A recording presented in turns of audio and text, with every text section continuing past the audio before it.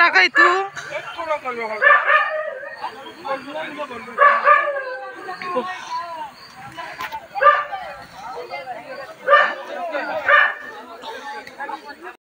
এই দেখিছে নহয় যিখিনি আপোনালোকে দেখিলে সেইখিনি কালি ৰাতি 9:30-10টা মানৰ ভিতৰত মানে আমাৰ ঘৰৰ সন্মুখত নহয় কাষৰ ফালে খাল এটা আছে তাত সংঘটিত হৈছে। ৰাতি আমি ভাত পানী খাই উঠি আহি শুম আৰু তেতিয়া মানে এনেকুৱা জোৰত এটা আৱাজ উঠিছে।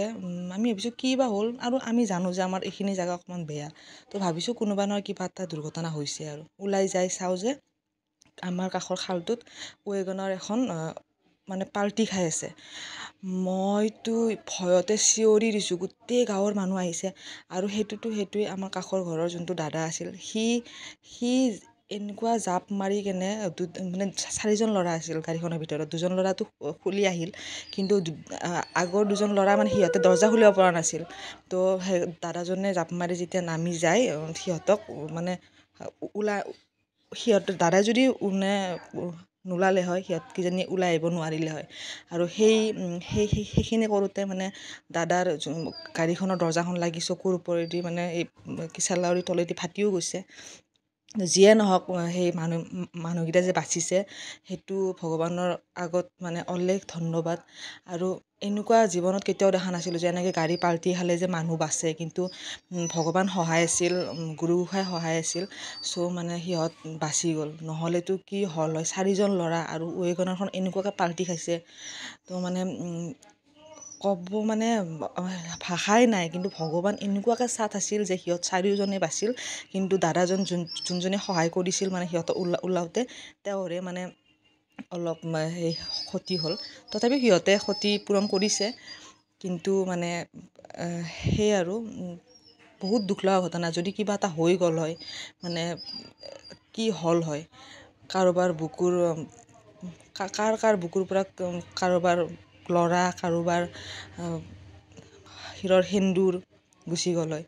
তো সেইটোৱে, কিন্তু ভগৱানে যে সিহঁতক বচালে সেইটোৱে মানে অশেষ ধন্যবাদ। আৰু এইখিনিয়ে ক'লোঁ। আৰু গোটেই ৰাতি ইমান মানুহ, এইখিনিয়ে ক'ম।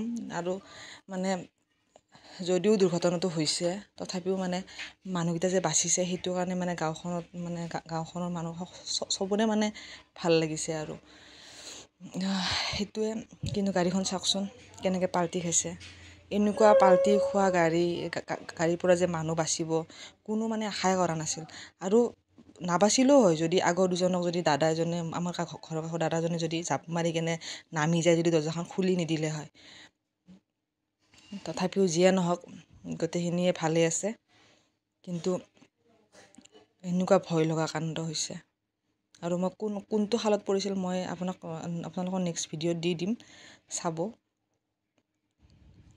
এইখিনিয়ে আৰু বুকু কঁপি যোৱা এক শিহৰণকাৰী ঘটনা। আৰু বাপৰে বাপ, গোটেই ৰাতি টোপনি নাই।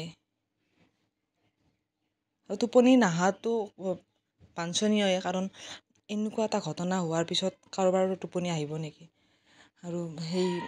আৰু ঘৰৰ সন্মুখতো নহয়, ঘৰৰ কাষৰ খালটোত, আমাৰ দাদাহঁতৰ যোনটো খাল আছে তাত এনেকুৱা ধৰণৰ ঘটনা। আজি মোৰ জন্ম হোৱাৰ পৰা ডাঙৰ হ'লোঁ, এনেকুৱা চকুৰ আগত এনেকুৱা ঘটনা কেতিয়াও দেখা নাছিলোঁ। আজিয়ে যি দেখা পালোঁ। আৰু